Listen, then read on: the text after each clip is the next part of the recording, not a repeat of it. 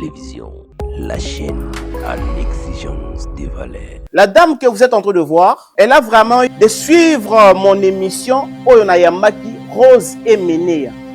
Rose Emenea, azali mwana ya liboso ya King Kester Emenea. Sur mon plateau la semaine passée, Nayambaki ndeko na biso Rose Emenea, oyo azalaki enlevée s'il vous plaît. Elle a été enlevée na moi. Ndeko na biso ya mwasi azwaki penza temps munene temps nyonso ya kolanda biso. Nde bomonaki ayaki pe asala droit de réponse après avoir kokende kozwa ba éléments bien kokende kozwa ba données kokende kozwa ba information auprès ya notre sœur, ya notre congolaise Florence, ex-femme ya King Kester Emenea.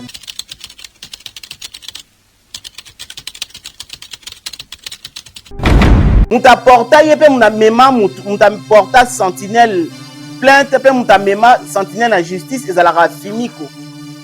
Ezalaka Fimiko la fille o batu nyonso ba découvert que oui mwana ya Kester moko parmi bana nyonso ya Kester mwana moko ya Kester comme na eza Fimiko mais nulle part balobaka ya Fimiko na zalaka mwana liboso nulle part. Afimiko nde muta kenda porta fioti wana plainte. Après Afimiko, il y a aussi un garçon, comme ça j'ai oublié son nom. Il y a aussi un garçon, moi on a Kester. Aïe, il sous qui est porté sous plainte. Et ça dit que le demi-frère, oh ya Canada, ya Kester, na Florence, de ba ko sala ba makamuna bango de façon que ti lelo justice eza ko lande la penza sentinelle wana te.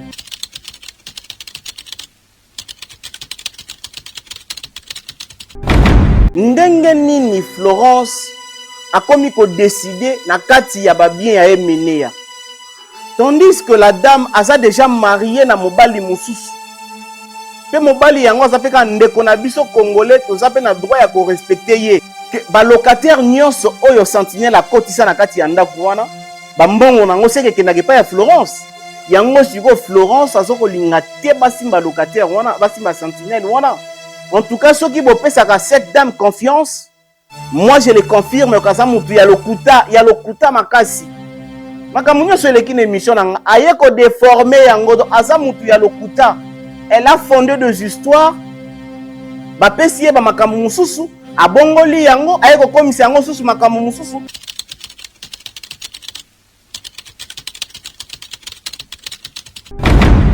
Parce que mami mubiala.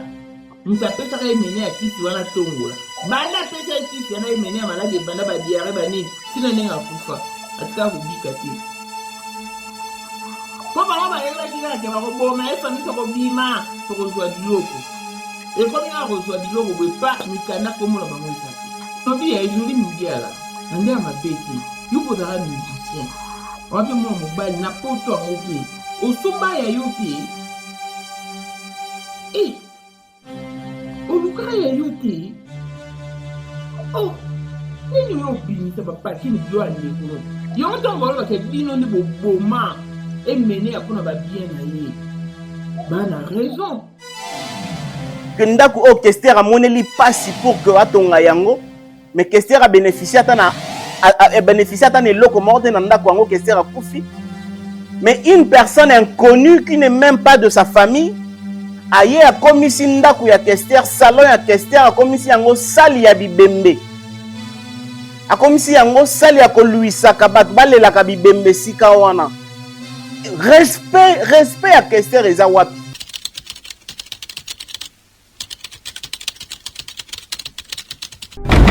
Donc pour ton information, ndeko na biso moi c'est pour ton information, ba locataire wana so batunyo so yozolo ba wana.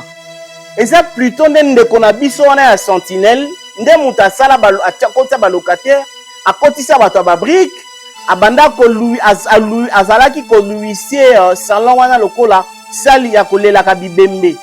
Et au moment où Rose est venue a beti loboko na mesa, elle a dit non à ça et à partir de wana nde ba komisi Rose ennemi. Pour ton information, Rose a commis un ennemi, c'est parce que elle s'est imposée na makambu na ba pratique akuta ki sentinelle wana salaka a complicité na muto apesio ba information a complicité na ex-femme ya Kester wana o a commis déjà marié ba mituka nyonso o esalaka transport o bakona ngo bazala na météo ekoma kolala na kati ya lupango ya Kester. De komaki garage, komaki parking. Donc esika o mituka elalaka, mituka ekufa wana, mituka elala eki esali ekolala wana.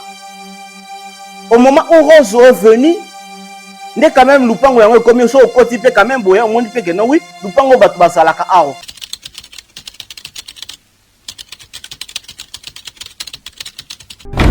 Ici tu viens dire que batikela ki Rose ba convocation belé atika ko répondre était de ba ela ki mandat d'amener. Non, en aucun jour batikela ta convocation ta mokoté.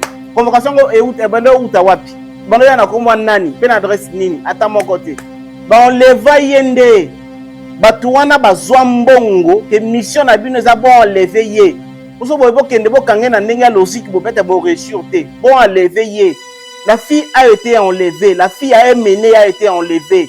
Tu nous parles ici que kaka yema Florence na bimisa ki na parti. Non. Basi a Kester mususu ne ba bimisa ki baleki na ba yaya Kester ne ba bimisa ki ba joli mubiala, ba mami, ba ndeko propre ya Kester ne ba bimisi mona na bango na prison.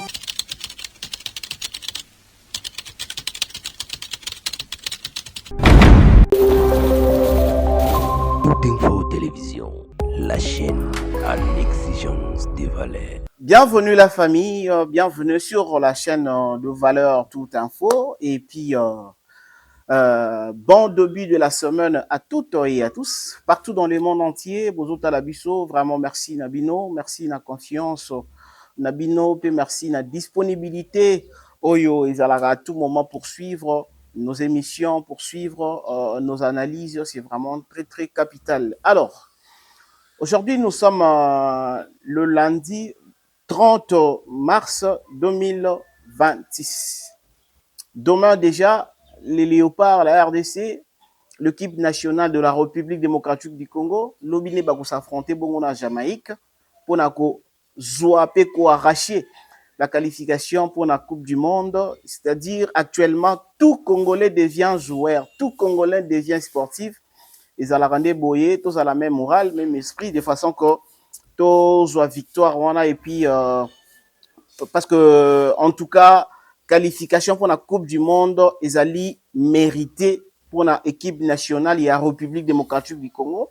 Binomo bota la parcours ici kanini outil et ici kanini comme c'est-à-dire ceux qui les tous a qualifié pour la mondiale, tous allés en tout cas tous mérité yango et très surtout na ba joueurs au bas pour défendre la patrie, ce sont des très bons joueurs en tout cas Boyende Zalaka Boyende Tolengi. Bien. Affaire King Kester et Menea, la Maison Blanche, en tout cas, ils allaient toujours continuer Kobimisa Bamakambu. Certaines vérités, comme les Français disent, toute vérité n'est pas bonne à dire, mais en réalité, Makambo est allé succession, il y a bien, il y a King Kester et Menea. C'est comme si toute la vérité actuellement, la famille et Menea est commis à que il y a des personnes oyo basali ko respecter les sous mémoire ya mutu oyo asala te ke mutu asala que bango bayeba na lelo na mokili et mutu yango tellement akufi batu wana bakomi ko s'en fouter na mémoire wana na mémoire ya mutu wana bazali sous ko tenir compte te pe bazali sous ko occuper te ya ndenge nini ko sala pour que ba respecter quand même même pendant une minute mémoire ya mutu oya sala bango lelo mukile yeba bango eza pasi na mawa tu as été sa femme c'est grâce na yende mukili peut-être découvrir yo yeba yo tu as été peut-être son ami tu as été peut-être camarade na ye proche na ye c'est grâce ya Emene ya Kester King nde ba découvrir yo ba yeba mukili mobimba et ça fait mal ça dérange de voir que toutes ces personnes là lelo comme na bango ko saboter pe ko cracher likolo ya mémoire ya Kondo King Kester et Menea mutu asali mingi na musique ya Congo pe mutu afuli batu mingi. Si aujourd'hui nous sommes venus dire ça, si nous sommes venus aujourd'hui faire une analyse, c'est parce que on a vite compris. Merci beaucoup na bato balanda rabiso oyo ba komela rabiso ba tindela rabiso ba makambo oyo intéresse rabiso. nous, on ne vient pas ici parler, il y a Makambo, vous allez intéresser Bissoté. Mais une fois si les choses nous intéressent et que peut-être tous impliqués dans Kati, directement, nous sommes obligés de venir pour nous mettre un peu qu'on ces éclaircissements, qu'on la qui que oui, et banda qui boisa. La dame que vous êtes en train de voir, elle a vraiment de suivre mon émission Oyonayamaki Rose Emenea. Rose Emenea, azali mwana ya liboso ya King Kester Emenea. C'est sa fille aînée, à sa grande sœur, ya ba Fimiko, grande sœur ya bango nyonso. Donc mwana bana nyonso ya Kester o bino boyebi, c'est Rose Emenea, nde azali grande sœur na bango ya liboso. Sur mon plateau la semaine passée, na yambaki ndeko na biso Rose Emenea, oyo azalaki enlevé s'il vous plaît. Elle a été enlevée na moi. Bino mo boyebi lelo na Congo na Kinshasa. A kidnapping, ba enlèvement nenge commis vraiment et commis nango normal, comme nango normal. D'ailleurs, on peut profiter de l'occasion pour na kosenga na l'état, na gouverneur ya ville, na ba konzi ya ville. En tout cas, ba mekampe ko s'impliquer na marambo parce que c'est chaque jour nde to mona ka makambo wana ko sala maka. Et jusqu'à quand hémorragie wana et ko s'arrêter jusqu'à quand? Ndeko na biso mwana ya Kester azalaki enlevé na moi makasi ba 12h donc ba 13h 14h autaki musala aza kozonga ndako esika epai ya fandaka nde amonaki mutu moko abimeli liboso ba kosolaka mukie boye amoni bakomba la moko 4 5 nde ba enleva ye mbala moko bakota na kati ya mutuka bakenda na eti akenda ko se retrouver na parquet ya Kalamu.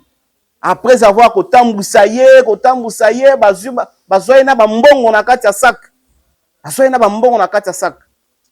Batambusi ye ti akenda ko se retrouver na kati ya parquet ya Kalamu. Et à partir ya parquet ya Kalamu wana, nde quand même elle a réussi ya kopesa information na ba papa na ye na ba maman na ye na mokili mabaye ba que elle a été enlevée, mais Dieu merci à se retrouver na parquet ya Kalamu.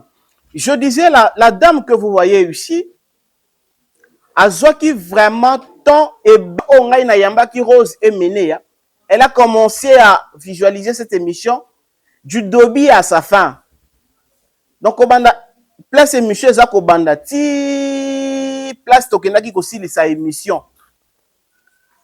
Ndekona biso ya moi si Azoki penda tant, mon ne tant nyonso ya kolanda biso.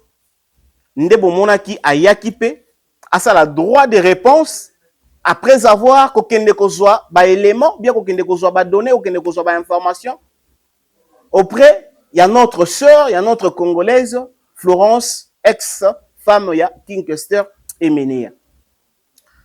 Je déplore un peu kota la lelo que toi aussi c'est mois de la femme mois de mars mais le maman ne se respecte plus. Apparemment le maman ne se respecte plus. Parce que ba propos nyonso oyo nga na landi na émission oyo. Ndenge la dame avait eu le temps de suivre mon émission pour la koya ko kosa makambu ko critiquer makambu ko bakisa makambu ko longola makambu. Moi également, oui, j'ai eu aussi le temps de suivre son émission après avoir ndenge ba tu batindeli nga oh, mais émission ba tina ngembele boy comment? Bien que na ça tenté mais na disposé na un peu. Moi, tant à Moukié, Natala, je suivis vraiment l'émission. La maman, je ne connais pas. Elle est journaliste, Azali analyste, elle est de la famille. En tout cas, n'a habité. N'a découvrir Yelelo parce que j'ai suivi son émission. Bipa Iwapi, a critiqué, a kosa makambo, o le kaki nakati ya plateau na la télévision. Dans mon plateau, dans cette chaîne de valeur, oyo tozawana pona ko promouvoir ba valeur biso to lekisaka ba n'importe quoi. Pour commencer, il y a beaucoup de points oyo les cas qui na émission o na yambaki Rose Emenea oyo cette maman aye ko sabatu, je ne sais pas en raison de quoi elle n'a pas respecté mon émission, elle veut venir dire n'importe quoi, soit disant émission na ngai ne lobaki ba n'importe quoi.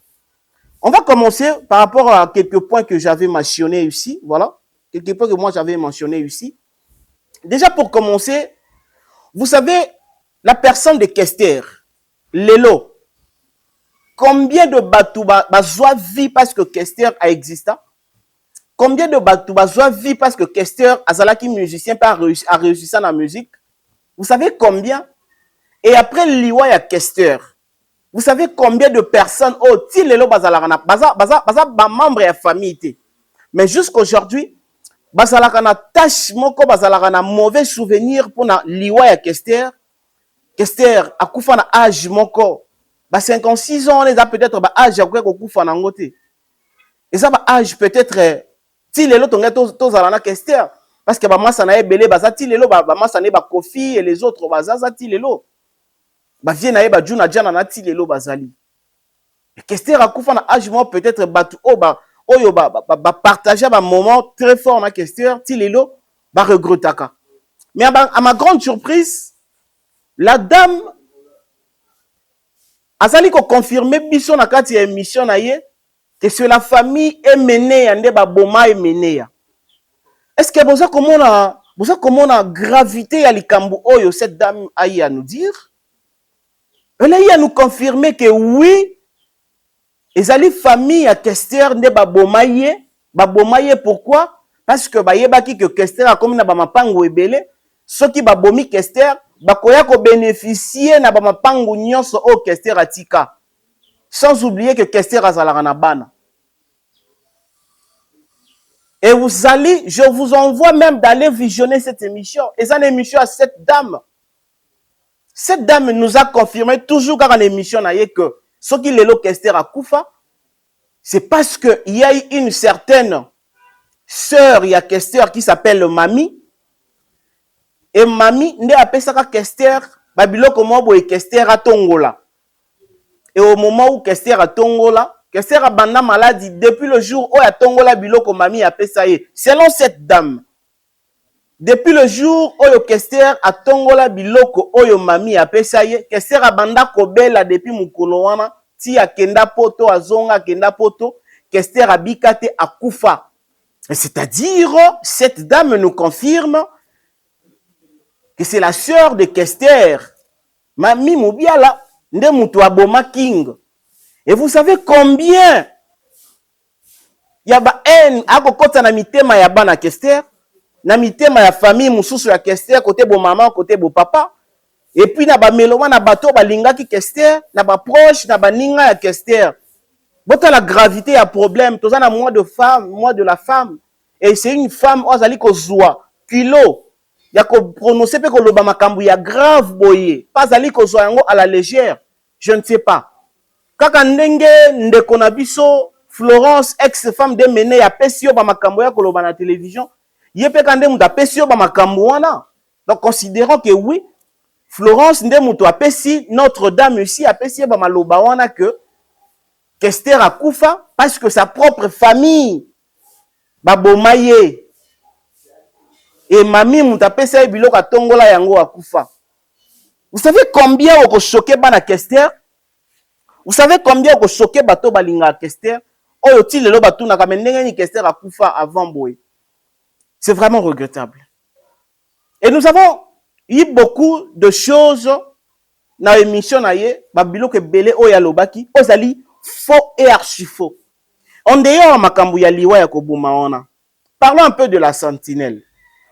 Sentinelle oana lelo oyo soi-disant Florence à ça côté la sentinelle a koki kobima na Maison Blanche té parce que le sentinelle wana abandaki kofa na Maison Blanche depuis que mukolo Maison Blanche est mené à zalaki vivant est mené à bimisa yete et tata wana après liwa est mené à fandika kawana soi-disant lelo à sala AVC et c'est Rose est mené à ndalinga bimisa sentinelle lelo. Mais détrompez-vous. Vous devez quand même vous renseigner. Je ne sais pas, c'est pourquoi j'ai posé la question de savoir si vous êtes journaliste ou bien analyste ou bien vous êtes de la famille, je ne sais pas. Mais s'il faudra parler, Makambouya Sentinelle. Mais Makambouya Sentinelle, on a fongolé lion parenthèse moko. Moutou oya porta Sentinelle on a plainte. Ce n'est pas la fille Rose. Rose azali ko ndeko poursuivre Makambo baleki na ye basalaki. Nde azalika ko poursuivre yango parce que baleki ne ba sur place te. Muta porta yepe muna mema muta porta sentinelle plainte pe mutamema sentinelle na justice ezalaka fimiko. Ezalaka fimiko la fille o batu nyonso ba découvrir que oui, mwana ya Kester moko parmi bana nyonso ya Kester, mwana moko ya Kester comme na eza afimiko. Mais nulle part baloba que afimiko na zalaka mwana liboso, nulle part. Mais toyeba que afimiko fut la fille à papa parce que papa yemba ye, papa sala promotion na ye papa. Ezalaki ndenge na bango. Eza ndenge ya Kester, eza ndenge ya Kofi. Bazana bata moko boye bapesaka penza en pleur na bana. Soko su ba Didi Stone na mutu mususu ayebi via Kofi ta ko kantande peut-être Didi Stone asa peut-être parmi bana ya liboso ya Kofi. OK, ba Didi Stone baza ba mpuku ko tukwa ya lelo ba Didi Stone babota mika lelo. Mais degré de Kofi a komisa Didi Stone bo kantande yende mona liboso. Ba Rocky et autres. Bo kantande peut-être Rocky nde peut-être car le seul fils ya Kofi zaka Rocky ne Kofi a komisa Rocky. Et ça qui ndenge na bango ko komisa bana o bango mo ba ko linga. Mais ce n'est pas dit que ce qui a komisi mona wana, c'est-à-dire azalaka yemoko ou soit azalaki mona liboso. Non. Tolo ba mamba sentinelle. La dame a dit que Florence azako kufa lelo parce qu'azako défendre des sentinelles wana. Rose alinga bimisa sentinelle wana na ndako wana na Maison Blanche. Sentinelle wana zalaki kofana na Maison Blanche depuis que Kester était vivant jusqu'à aujourd'hui, et Rose n'a pas le droit ya koya ko bimisa sentinelle wana na kati ya lupango wana na kati ya Maison Blanche. Yango Florence, ex-femme ya Emenea, actuelle femme ya mobali na ye, azali koya ko défendre sentinelle wana que Rose a bimisa sentinelle te sentinelle afanda kaka wana. Mais dites-moi un peu, dans quel pays, et puis salama wapi, que ceux qui sentinelle azalaki kofanda au moment où Mukolo Lupango était vivant, mais ceux Mukolo Lupango a koufi, et sentinelle a koki suko dégage, a koki suko tikanda kouanate. Et l'Obama wapi ve l'Obama ndengeni. Mais je vous informe, peut-être oyebite, Florence a pesio, information peut-être yamala mouti, mutu oyo, amema sentinelle wana, fioti, mutu amema ye na justice, et ça la rende afimiko. Afimiko nde mutu akenda porta, fioti wana plainte. Après afimiko, il y a eu aussi un garçon, comme ça j'ai oublié son nom. Il y a aussi un garçon, moi na peka ya Kester. Aye li sous ake porté sous plainte. Et ça n'est que le demi-frère, oh ya Canada ya Kester, na Florence, nde ba ko sala ba makamuna bango de façon que tilelo justice eza ko landela penza sentinelle wana te. Parce que si ça dépendait que y a justice, décide ba bimisa ye depuis kala. Ce que bino boko loba que non, il faut que y a fanda place wana. Ako fanda wana en guise de quoi? Ceux qui bateki bakoki ko kanisa ye parce que afandi wana depuis longtemps, bako kanisa ye ko kanisa. Mais est-ce que sentinelle azana mikanda moko oya signana Kester que lelo soki nga na kufi yo faut fanda il faut pas dédommager yo montant boye. Azata na preuve mon côté. Mais comme azala qui peut reconnaissant afanda pe place wana, c'est bon, bana pe faut pas azala pe reconnaissant vers ye. Soki bateki nde bakoki ko raisonner ko pesa ye ko kanisa ye pe akende ko lukata ndako esika akende ake lukata ndako ko futela azo ata quand même ata garantie pour que afanda. Mais ce n'est pas dit que afandi wana parce que il était là depuis que Mené azala qui vivant. Bon, essayez un peu de parler. Tolo bana moi, to betano moi li solo muki. Et aujourd'hui ndenge nini Florence a komi ko décider na kati ya ba bien ya Emenea. Tandis que la dame a déjà marié na mobali mususu. Pe mobali yango aza pe ka ndeko na biso congolais to zape na droit ya ko respecter ye. Toko ya ko mema na télévision te parce que makambo est concerné yete. Yo za na kata libala mususu. Mais ozo pesa ba ordre et pas ya famille et pas ya bana mususu ya tata mususu. Tandis que ozana famille ozana kati ya ndako ya tata mususu. Mokomi ko s'imposer pe ko pesa ba ordre na famille ya tata mususu. Est-ce que ezala rapé hein? Est-ce que ça l'a rappé? Et pourtant déjà parmi ma parcelle ya Emenea et si a récupéré déjà parcelle esika oyo. Lupango oyo bandaki ko pesa mama ya Kester mbongo. Parce que dès son vivant Kester dès son vivant, après ça ka maman na ye parcelle wana, maman na ya chaka ba locataire et mbongo wana nde banda ko sala que maman na ye ata soki mwana na na kabeli été mais maman quand même a vivra chaque mois azoka mbongo na ndako wana et Florence a récupéré ndako wana. C'est connu de tous a récupéré ndako wana et maman ya Kester a kufi. Mutazala iko kende ko zo mbongo wana et salaki la sœur ya Kester mami oyo azoko kosela makambo. Et ça récupéra déjà parcelle wana aloba que non azo parcelle wana pour na bana na ye. Mais combien akanisaka que Kester à part bana oya botana Kester pas bota susu bana pena batu mususu. Combien? Mais comment zo susu kopé ça ba ordre na kati ya Maison Blanche?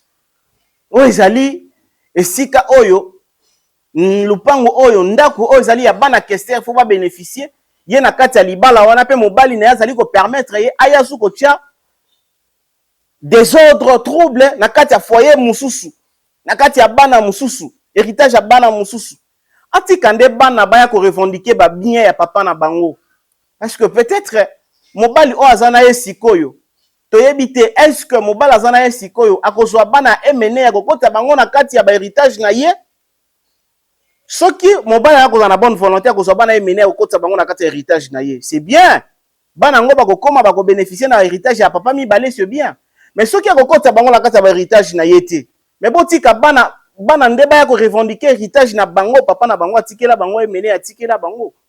Mais ndeko na biso Florence n'a pas le droit. Elle n'a pas le droit de venir faire ça. Et c'est toujours cette dame, ezali ba propos ya dame na ndeko na biso ya mwasi oyo. Ba apprendre nga que azalaka na Afrique du Sud, nde ba yebisinga ba lobi azalaka na Afrique du Sud. En tout cas na yebi ete, pe na yeba ete. Na moni ye lelo na découvrir ye lelo kaka po ayende kokosa makambu oyo lekaki na kati ya émission na nga soki na zui lelo maloba ya koya ko répondre ko répliquer boy c'est parce que elle a parlé de mon émission, elle a parlé de makambu leka na kati ya émission na nga. C'est pourquoi ngai na ye koloba yango clairement et ouvertement que en tout cas soki bo pesaka cette dame confiance moi je le confirme que ça mutu ya lokuta makasi. Makamunyo sur l'équipe émission aye ko déformer yango aza mutu ya lokuta. Elle a fondé des histoires ba pesie ba makamu mususu abongoli yango aye ko komisa yango susu makamu mususu et peut-être boyende to ko mona lelo na ba matalana bato aboye ba komi ko tia ba bulu yeke na kati ya ba famille ya batu et ce n'est pas normal. À part ça, qu'est-ce qu'il a dit encore? À part ça, elle dit que lupango wana ya Météo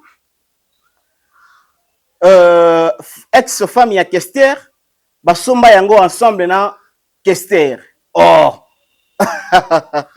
heureusement la justice congolaise et ça là bon et ça la makambo ndenge et ça là parce que lelo affaire oyo et ça na parquet ya Kalamu ba dossier oyo abrandir yango na miso ya batu na ba télévision partout et ça na Kalamu. Et je me rappelle, bamikanda oyo lakisi bino oyo. Nde bautaki ko benganela nani, bautaki ko benganela cousine ya Florence kuna na parquet ya Kalamu. Cousine ya Florence ba bengana ki kuna na parquet ya Kalamu batunye liloba na suka eza nini. O liloba na suka eza ke na senga justice asala musala na ye. Oh, te on eza liloba suka te. Yo loba ne liloba na ya suka. O te justice asala musala na ye. Kapona ba makambu oyo azola kisabino na télévision ba mikanda lokuta oyo azola kisabino na télévision ne ba utaya ko bengana abosa ni kutu kombo na ye ndeko na biso ya mwasi wana cousine ya Florence o ba uti ko bengana na parquet wana c'est kapona ba mikanda oyo alobi que lupangu ya Météo Florence basomba yango na emeneya et na moment o basomba yango na emeneya bazalaki lisusu ata na économie te mbongo nyonso bazalaka nango nde basomba lupango ya Météo. Ah ndeko na ngai ya mwasi vraiment ozalaka na Kisasa ou bien ozalaka déjà en Afrique du Sud ozalaka ko s'occuper suna mama Kisasa te ou bien tu étais kaka na mokili yango ya biso oyo mutukola Kester asombi terrain vide na Météo atikala mpiaka à l'époque na époque wana Kester azopela Kester asombi terrain vide parce que Maison Blanche basomba yango terrain vide Kester asombi terrain vide na moko ya commune ya Kinshasa après ba économie nyonso si la tikali vide. Botana lokuta ya ndeko na biso ya mwasi oyo. Donc selon ye Maison Blanche wana Kester asomba yango ya kosomba. Nde basomba yango na ndeko na biso Florence, batonga te basomba yango ya kosomba. Nde falaki basilisa yango. Pour ton information, ndenge mwana ya Kester alobaki que terrain vide wana Kester basomba yango na moment o bazalaka mwasi na mobali na Liliane, na mama na biso Liliane. C'est-à-dire mutu amona tangu terrain vide wana ekosombama ezali mama na biso Liliane, nde mutu amona esika terrain wana vide esombama. Et terrain vide wana esombama, ce n'est pas que ton Kester asombaki yango ndengo lobi ke no ba tango basombaka lupangu wana ba économie nyonso silaki bango nde bakende koteka lupangu ya Florence po baya kobanda kotonga Maison Blanche. Ah non non non non non. Pourquoi kokosa batu makasi boye? Cette dame est dangereuse dans la société, hein? Je vous dis la vérité. Cette dame est vraiment très très dangereuse dans la société. Hein? C'est pas normal. Comment kokosa batu makasi boye que lupangu wa météo wana boye boye boye boye. À l'époque, la météo, on est allé dans Zamba. À l'époque, on est allé dans Zamba. Qu'est-ce que Kenda ressemble à moi parti quand il y a Zamba, terrain vide. Terrain vide. Bon, on y a extrêmement ébélé. Oh, je sais ça économie à Kester. Ils en ont son sté. Ils en ont son sté. Kester ressemble à terrain vide. Na moins bon parmi Bambo Azaki Nangwa Dongolika Momuki a son terrain vide. De façon que, à comme appelle Otonga Yango, par rapport à Boula Zalaki, Lupango Zalaki Nango. Mais ce n'est pas dit que tango basoma tango Kester asoma ki ndako wana météo économie na bango nyonso silaki oza vraiment dangereuse na société. Oza vraiment très dangereuse na société. Bino bato abo il faut qu'on se méfie na bino. Boyebi penza ko kosa nde baloba pena boye okangi mutu na loboko boye maza ko kosa kaka. Donc, pour ton information, Kester, lupango wana, mabele wana sombaka yango, tango azalaka na mwasi na ye mama na biso Liliane. Ya bazalaka na mama na biso Liliane, nde Kester basombaka lupango wana. Après nde babandi kotonga yango. Mama na biso Florence aye kokuta déjà nzela ezokoba, aye nde kokuta Kester bazalaka lisusu na mama na biso Liliane te et yenda yeko continuer car ezalo ko la continuité ya l'état, continuité ya makambu. Nde balobaka chemin faisant. Ya landa ki kaka nzela oya kutaki ba Florence ba trasaki de nzela. Ba Florence ba fungola ba tongaki de nzela etikali ka batu baleka. Nde ya ki koleka nde ka batu belé pe baleka. Mais ce n'est pas dit que na moment où Kester asombaka lupangu oyo ba économie nyonso silaka ye nde salaka que bateka Florence ateka lupango oya ganyaka na concours na ya mannequinat nde baeko kosomba baeko teka plutôt lupango wana après nde babandi ko ya kotonga. Non, et comme 2 ou 3 versions na bino oyo mususu kuna kenda ko samba na l'état ndeko ya Florence akenda ko samba kuna na l'état nini ke o te lupango wana ya Florence batekaka yango parce que Kester azangaki mbongo ya kozonga poto. Tango Kester autaki poto ayi awa na Kinshasa ke abeti concert na Kikwiti azongi Kinshasa mbongo ya kozonga poto zalaki lisusu te nde batekaka lupango wana ya Lilia et plutôt lupango ya Florence pour que baluka mbongo Kester azonga na poto. Déjà susu mbongo ya kozonga poto te yo susu esu na version mususu ke basombaki lupango ya météo économie zo silaki bango Kester atikala kimpiaka nde bateki lupango ya Florence pour que baba na kotonga Maison Blanche. Et ça déjà ça ne concorde pas. Ça ne concorde pas makambolo na réalité n'ezaleli. Ça ne concorde pas. Je sais que makambo peut-être beaucoup comme ça ngo ke non bon ngana pour mutu oyo. Mais moi personnellement je ne vis pas de ça. Moi je vis de médias. Et médias nanga je vis de l'information. Mais je ne vis pas de polémique, je ne vis pas il y a corruption, on te donne de l'argent, le babo est comme ça, on te donne de l'argent, le babo est comme ça. Moi je ne vis pas de ça. Moi je vis il y a information ngana memela rabatu. Raison pour laquelle na yambaki rose aye apesi version na lobby makambo na ye to vérifier c'est vrai. Et yo sikoyo Bokokara boza bato bokokara ba vérité te et tu as été corrompu. Ba corrompre yo ba pesio ba tiona maloba na munoko ba pesio na ba document lokuta sans coup tu ko vérifier sans coup tu ko traiter information, tu viens avec ça comme ça. C'est pourquoi je redemande encore cette question. Notre sœur, elle est journaliste, analyste, toi nani bo sunganga bino pe ba botinde tinga pe ba émission. Na mona ki nanga pe émission te botinde lingango. Bo sunganga pe bo ebisanga pe notre sœur elle est qui? Avançons, on va avancer. Affaire locataire na kata Maison Blanche. Mais ezali sentinelle de moto a locataire na kata Maison Blanche. Donc aujourd'hui on peut dire que ce qui Florence azali ko appuyer que locataire wana abimate na kata lupango wana, c'est parce que locataire oui locataire nyonso oyo garçon oyo sentinelle wana tia bambongo ke na pas ya Florence, disons donc to réfléchir boy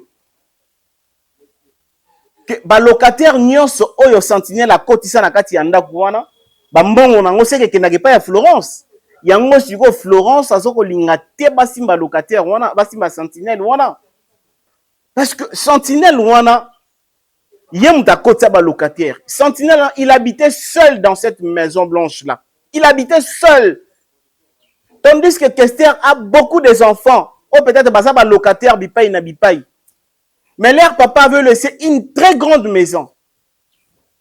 Et les gens qui ont tata na bango et comme ils ont un problème. Pourquoi? Parce que il y a une femme oyo azalaka mosi ya papa na bango. Ba komi ko corrompre, ba komi plutôt ko coopérer. Na sentinelle au papa na bango atika. Batia ba locataire na kati ya ndako wana po bazwaka mbongo, tandis que bana mususu bana ya Kester ebele bazwaka ta 10 francs te. Mais ba locataire bafutaka mbongo chaque fin du mois et salon o batunya so batala na ba télévision et sika Kester zaki ko répéter na kati ya grand salon wana ya Kester na kati ya Maison Blanche et comment sali ya kolela bibembe. Imaginez-vous un peu.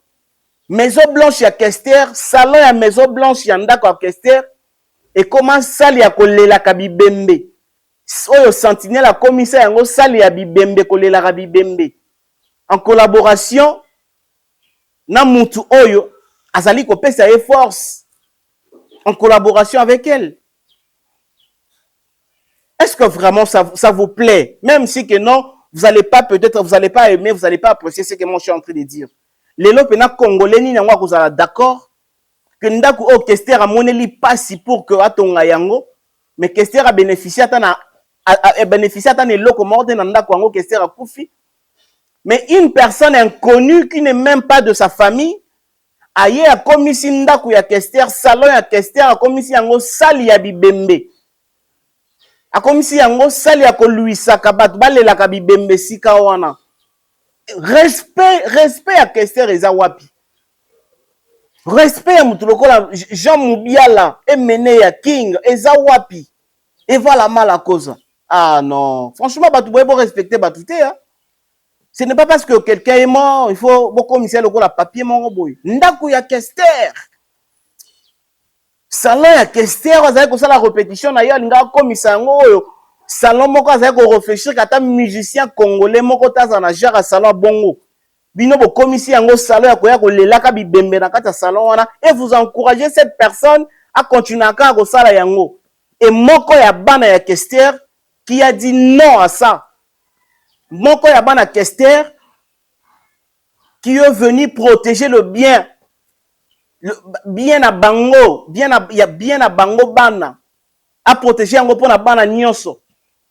Et les lois a commis ennemi de tous. Ça n'a pas de sens. Elle ne peut pas être ennemie de tous. Donc, pour ton information, moi, c'est pour ton information, ba locataire wana so batunyo so yo zolo ba wana.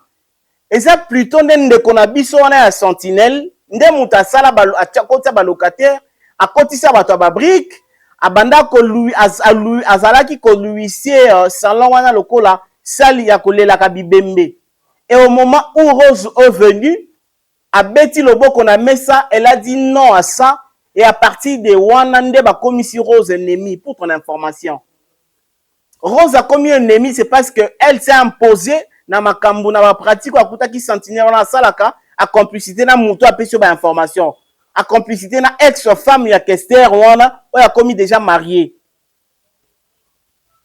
À complicité, na ex-femme, il y a Kester, on a commis marié, on a sur ma mikanda, l'okuta, à sur à côté, ma l'okuta, na monoko. C'est à partir de là, on a commis ici, Rose ennemi na bango parce que Rose veut venir dire non na ba pratique à Monique lupango ekomi nango jungle mutu nyonso alingi akoti ankoni nyonso alingi akoti ba locataire epai bata ba brique epai et Rose veut venir dire non à ça. Imaginez lupango ya Kester ezaka na portail te maison blanche ezaka ata na portail ya pamba te portail moko etengama etengama mais ba locataire bafutaka mbongo mbongo ekendaka epai ya ex-femme ya Kester wa bala bato wana ya babriki wana bafutaka mbongo mais mbongo ekendaka epai ya ex-femme ya Kester wana bala mais mwana ya Kester ntango aye monani ke oui en tout cas mokolo eloko azaka mokolo eloko eloko liboso asali bambongo nyonso akutaki wana zunzuzuna eloko liboso asali nanu akenda na bongisi nanu portail ezongi normal correct abandi kosani abandi na kofuta na ba facture ya ba courant oyo depuis Kester akufa batika kofuta en aucun jour ba locataire tout ba utiliser bandeko ko utiliser courant gratuitement ba locataire nyonso ba ko utiliser courant gratuitement na kata maison blanche et sa fille quand elle est venue a beti loboko na mesa elle a dit non à ça abandi na kozona ba mbongo wana abandi kofuta na ba courant abandi kofuta na ba mai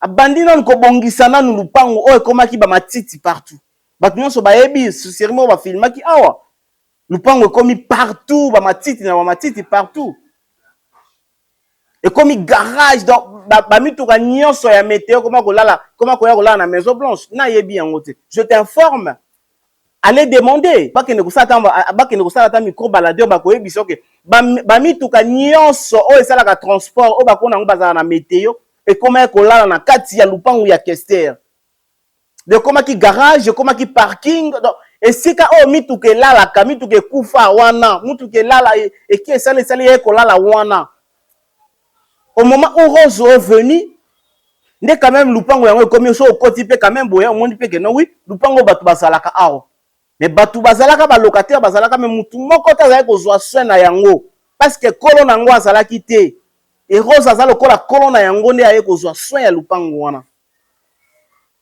Donc baba locataire wana mutabanda kokota ba locataire ezali fioti sentinelle wana a complicité na ex-femme ya Emenea oya bala femme ya Emenea oya bala wana oya pesi yo maloba bango mibale nde bakota ba locataire oyo mbongo bana okabula kaka bango mibale mwana ya Kester moko ta azali kolia ta 10 francs aucun enfant Kester azali kolia ta 10 francs na mbongo wana. L'autre point aujourd'hui namoni na vidéo na yo moko za ko se contredire que Rose azali mwana Emenea te yo moko Rose azali mwana Emenea te mais yo moko susu ekoloba que moi peut-être douter ezali susu te parce que toyebi ba musicien na biso babota bana ebele mamusu pe bawanga na bango Kester pa wanga na pe bana mususu mais kaka yo moko na vidéo pe ka moko bon mona te ke boko salir image boko salir mémoire ya Kester bon mona ngote Kester azalaki mutu munene s'il était vivant Mama Ramboyo ko lobango te bien koza na Afrique du Sud nde balobi koza na Afrique du Sud o lobango te okoka te kilo Kester emmené au vidir mabe Kester emmené au vidir mabe okolo ba mambo te si Kester était vivant mais botala makambo komo loba na Kester bokomo loba pona Kester parce que Kester akufa pe basi yango ya bala ba défendre yete plus loin encore ses enfants ba otikaka boye ba saka na mémoire à papa na bango. Aujourd'hui, tu nous dis que Rose azamwana ya Kester te, batu nyonso bayebi kaka Fimiko, bayemba Fimiko bo. Nulle part ezala mentionné que Fimiko azala mwana ya liboso ya Kester, nulle part. Mais partout ezala mentionné que Fimiko azali moko ya bana ya Kester ya mwasi. Oh Kester alingaka mingi. la fille chérie à papa. Afimiko, okosimba afimiko te. Liki ya papa, motema ya papa, confiance à papa, motema papa. Esengo ya papa. Et ça là qui est afimiko. Et l'obama partout, et yembama partout. Mais nulle part, ils allaient mentionner qu'afimiko, afimiko, ndazala mona ya liboso ya question. Nulle part. Tu peux demander même à toutes les femmes oyo bafana na emenea, bakoyebisa yo que afimiko azala mona ya liboso ya question te. Na habité soko zalaka na planète nini ou bien na continent nini. Mais soko zalaka en Afrique, okoyeba ceux qui posent qui parapé oyeba pe ma musique, okoyeba que Kester mona ya liboso. Et ça l'a afimi côté afimi ko zalaka elike ya papa lobby. Muto papa tie la confiance, mon azalaka na papa, mon roi, la reine, afimi ko la reine mon roi, la princesse plutôt. La princesse mon roi, afimiko, mon papa. Mais afimiko azala mon liboso ya meneyati. Aujourd'hui, tu nous dis que tu veux nous confirmer que tu as mis biso que Rose Menea ou asali nanga émission asali mon Kester te ba ebi te na afimiko ba yoka na raté logoté. Mais comment ça fait-il que mutu o aza mon Kester te, c'est-à-dire so aza mon Kester te, c'est que na famille ya ba Kester azape sous mona ya mutu mususu te, c'est-à-dire azelo côté na kati ya famille wana. Mais comment ba kotika mutu azali mona na bango te na kati ya lupango wana?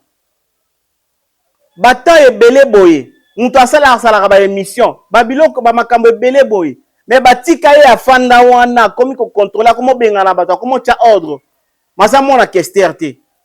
On monte que ça la sens te mambolo ba si réellement aza mona Kester te. Mais bana Kester, na bande kwa Kester, ba kolongola ba ko bimisa ye. Parce que yo zo confirmer biso ka mona Kester te. C'est-à-dire yo ndo zande kwa Kester, yo ndo za mona Kester, yo ndo yebinyo so Kester, yo ndo za mwasi ya Kester. Excusez. Mais venez quand même koya ko bimisa ye parce que elle ne fait pas partie na kati ya famille, bien na kati ya nombre bana Kester.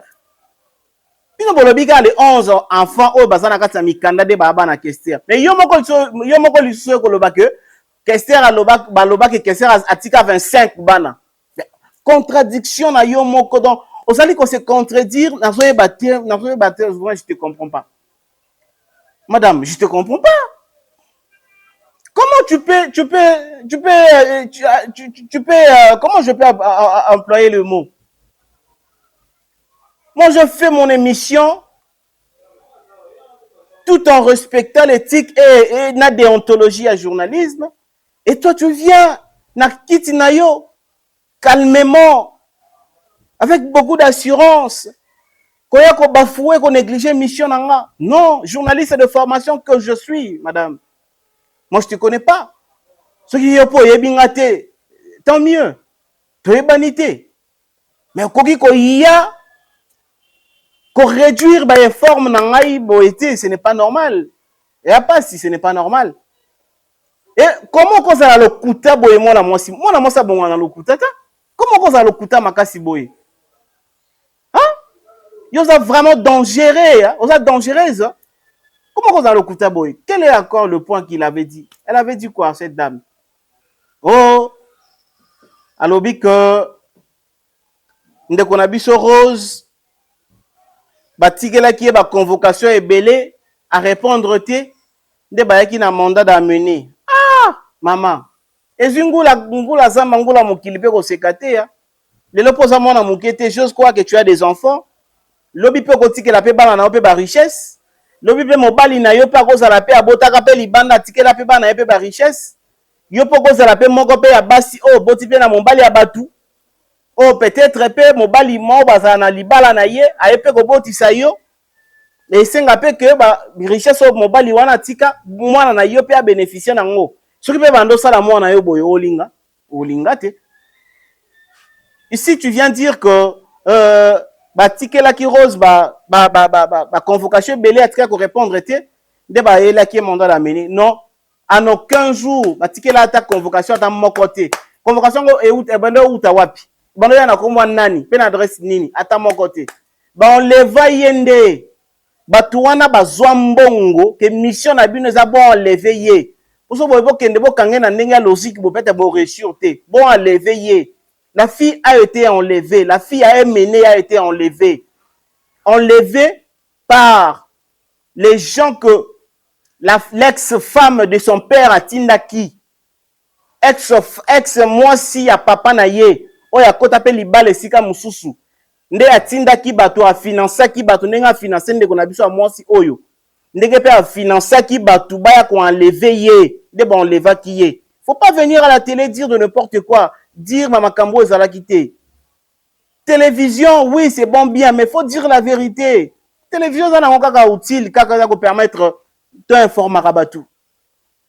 Mais ça, c'est que, et ça, et si Kamoroboé, ouais, permettre à Toko Sarabatou. Toko Sarabatou na télévision, t'es. Toi, tu as ma solo, ma vérité na télévision. Moi, je te parle, t'as qu'une sœur, j'ose croire que tu es congolaise. Parce qu'on m'a dit que tu es congolaise, mais tu habites en Afrique du Sud. Je te parle, t'as qui est congolaise. Tu as intérêt à respecter mémoire et à Kester. Ce n'est pas bon. Ce n'est pas bien. Parlons maintenant, il y a acte de mariage, tout. Mais, Babiloko wana, mikanda oyo la kisi batu na télévision wana, yangonde bengane la ki ndeko ya Rose, ndeko plutôt ya Florence. Bengane ki na parquet à Kalamu, pourquoi? Dites-nous un peu. Tout nana bengana nous muta peso ba information. Ah, est-ce qu'il y a solo ba bengana qui est kuna? Makambu o esali ke ba bengana ndeko ya Florence na parquet ya Kalamu. Eza ba document wana. Tantôt ayena document oza ko la kisabiso Kester asala mariage na 2014. Tantôt Kester asala mariage na 2012. Koto basala communauté de biens, koto basala séparation de biens. Bamikanda nyonso zola kisabatu wana balakisa ki yango na parquet ya Kalamu. Balobi na bangoa mukolo bako meka lisusu koya ko porter plainte, koya ko porter mwana mwasi au plainte, bako kangane bango. Parce que bazana ba document, bazana ba document ya faux. Bazana ba usage de faux. Bazana ba document ya faux. Kaka mutu moko asala mariage ya communauté de biens, kaka même mutu moko asala mariage ya séparation de biens. Nde mikana bakendo la kisakuna. Donc au moment où selon bango, au moment où Kester était malade, ayaki na Kinshasa mbangu baye ko sala mariage na commune ya Bondalungwa, nde Kester azonga ki supoto ndake ko kufa. Ndana makambo eloba na batu yango wana. Que au moment où Kester azalaki na mbeto hôpital na poto, asika kinanu makambo ya kozwa traitement ya kino mbangu na Kisasa. Baye mbangu basali mariage na commune ya Bondalungwa, mbangu aprenda zui vol azongi poto ndake ko kufa. Beloko moko etikela ki avant kufa, falaka sala mariage. Nde alongwaki na mbeto hôpital aye Kinshasa asali mariage ni azongi. Selo ba propos na yo.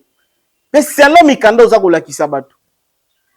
Oza kolakisa batu mikanda ezali ya faux ko banda lelo tilo biza mikanda ya faux. Mikanda ozolo ba wana toza na ba document wana nyonso na ba téléphone na biso. On a ça. Mukolo ba ko sambisa bango na parquet, mukolo bazaya ko s'affronter na parquet. Nous étions à l'extérieur. C'est parce qu'on n'avait pas eu le quoi, on n'avait pas eu l'autorisation de filmer. Nous étions à l'extérieur. Le jour bandaki ko sambisa batu, o bandaki ko sala o ba se confronter qui Rose et Menea na cousine. Comment cousine na kiminga bonenge ni? Na cousine ya Florence. Comment na kiminga? Mukolo bazako s'affronter na parquet à Kalamu, nous étions à l'extérieur. Moi yako filmer des alakité. Ti ba bengani ye. Ti ba massa ya Kester ba bimi wana na parquet à Kalamu. Ba massa Kester ba ye wana. Ba yeko babandi ko zomela mutanza ko sambisa bango. C'est une dame ba zomeli une dame wana. Et aujourd'hui, où sommes-nous? Tu nous parles ici que kaka yema Florence na bimisa kiye na parquet. Non. Basi ya Kester mususu ne ba bimisa kiye. Baleki na ba yaya Kester ne ba bimisa kiye. Ba joli mubiala, ba mami, ndeko propre ya Kester ne ba bimisi mwana na bango na prison. na kasho. Alali lelo, butu, bapel butu. Parce que moi, na ozolo bakazali mona ya Kester te. Mais batata na ye butu mobimba balala te, ba se pumona, de façon que moi na bango tongo bima. Moi, nozo bakaza mona Kester te. Donc, pour na ndeko na yo Florence, ye alingaki kaka, omoni ndenge bakangaki Rose, bakangi ye kuna. Kouta kuna, baya na ye mbala moko na Maison Blanche, bazwa biloko na ye, babenga na ye akende. Selon ye, mais isimbaki te, balobi nde na ye Florence, ezala suka pe liboso. Oya kosamba lisusu na mwana mwasi oyo, parce que mwana mwasi, elle est dans ce droit. Si tu veux faire la justice avec cette dame, tinda de banana yoba ya ko porter neye plainte, mais toi tu n'as pas le droit de porter plainte. Tu n'as pas le droit ya ko solo la naye pona mama lupango pona mama ndako yo. Tinda de banana yo ba ya ko porter plainte ba sama na yaya na bango. Tout ce que tu nous dis là, ezali ba argument moko, eza sonia mutu o akoyi na vélo. Ko seka mutu akoyi na vélo. Ceux qui botenaki compte que ba bengana ki cousine ya Florence na parquet à Kalamu. Alingaka pesa sou mbongo te boya ko salir mémoire ya Kester boy. Moi ce qui me fait mal c'est quoi? Ce qui me fait mal c'est que moi si moko vivanda komona Kester, moi si moko o Kester amema poto, moi si moko o Kester asala ke baye baye mokili mobimba, lelo akomi ko pesa batu mbongo pour que ba saboter, ba ignorer, ba effort nyonso Kester asala na mboka oyo. C'est à travers ce genre de émissions ndebo omona ke lobby bato banda ko sala polémique na musique na Kester bandi ko profiter ko ya ko loba n'importe quoi. Parlons de la construction de cette maison Blanche. N'habite yo sala na mboka nini? Tu nous dis que Rose a lobby, que Kester azalaki ko tia panier ndeba na répétition, ndeba banda ko ya ko tia mbongo pour que atonga maison Blanche. Et yo yebite que maison Blanche ya Kester et tonga mana ba contribution. Yo yebite que Kofi a contribué pour maison Blanche et tonga ma Kofi a somba sima. Yo yebite que Adolphe Muzitu mutaza penza donateur à ma case ponda kwane tongama. Toi tu sais combien de noms otoko banda ko citer siko pour que nonda kwane tongama. Et tant ngoloba que ayeko réduire Kester parce qu'à lobby que babanda ki kopesa, babanda ki kosala ba contribution pour pas tonganda, mais n'a pas menti. Maison Blanche Kester a tongango, oui, ezanda kwa Kester a tongango yemoko, mais avec ba aide ya ba massa na ye, ya ba vie na ye, ya ba petit na ye, ya ba to ba lingaka Kester. Eza kwa lelo. Eza kwa lelo soki to la muki bo. Na pesa ka exemple typique. Zakari Bababaswe. Journaliste munene ya mboko yo, asa na chaîne à télévision. Mais Zakari Bababaswe asomba chaîne wana te. Ba biso nyonso to contribuer ba $1 ba $2. Sombela Zak le metteur. Sombela Zak le metteur. To contribuer ba mbongo to sombe to pesa Zak asomba émetteur. Mais ils étaient que nenga sombe metteur bongo za lupa eza chaîne na biso tout. Non, eza chaîne na yemoko. Yo bosani que même atana palou kizenga atikala ko bimisa mbongo te po akende kotika candidature na présidentielle kizenga bimisa mbongo te po akende kotika candidature na présidentielle biso ka nde bato palou biso bato palou nde to tchap bakitunga ezalaka partout na ba cellule nyonso ya palou bakitunga ezalaka partout mbongo nyonso yo za na ngwata 50 francs ya ko tia toza ko contribuer toza bongo ko luka toza ko sala titani mbongo ekoka tokende kotika candidature tokende kotika candidature tokende kotika ngo na présidence totia candidature na présidence ya bato palu nyonso bayebi ke no kizenga yandi ve yandi kaka biso nde bato contribuer pour que no tokende kotika candidature na présidentielle. De même que Kester la Maison Blanche eza ya ye mutabanda ko tonga yango nyonso mais bato belé ba contribuer na Maison Blanche wana. Kester fut un musicien papa maman. Musicien c'est matolo. Ndenge nini koto na ne logo te nzoka aza na 10 biloko. Mais muto aza na 5 biloko, apesi susu 2 biloko. Yatika na 3 biloko, misia komi na 12 biloko. Haki ndulema na ki musicien. Ba masa na ba idée pour na kotonga ndaku, baka bato belé ba idée pour na kotonga ndaku. Moi je pense que depuis que j'ai commencé cette émission, je n'ai pas injurié quelqu'un. Babiloko oyo mamakambu oyo na yeko sa impliqué nango, Naye, que ça la droit de réponse, boye, parce que concernant, on a parlé de mon émission. On a parlé de l'invité que moi j'ai reçu dans mon plateau. On a parlé de l'émission que moi j'ai présentée. Dans la côte, les kaka boyete, mensonge du début à la fin, les kaka boyete. C'est pourquoi je suis venu éclaircir quelques points. Point est belé à grave, ya mabé. Mais quelques points seulement, on a noté qui n'a qu'à éclaircir pour que vous compreniez que cette dame a un danger public. Cette dame a un danger public.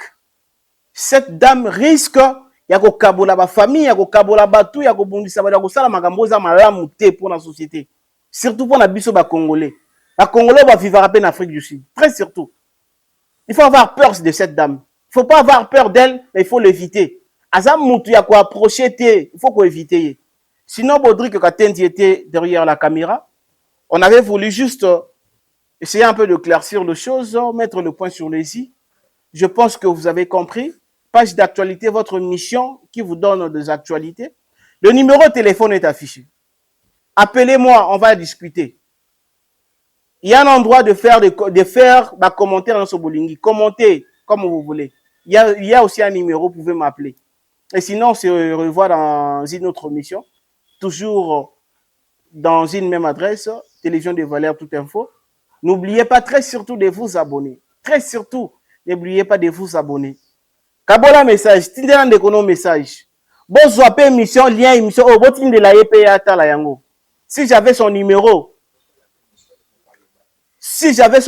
nangana tindela e. Bonsoir, lien émission, botin de la e. Na tindi bino bebo kene botala pe émission na ye ya salaki. Comparer son émission avec mon émission. Bon, moi, je suis monoko. Mais moi, je parle, makambo et les cas qui va faire. Oh, salamaki. Makambo et salamaki. Mais il y a zolo, makambo va betele li solo, bazui makambo tcheye na monoko. Différence yangona. Katama, on se revoit prochainement et au revoir.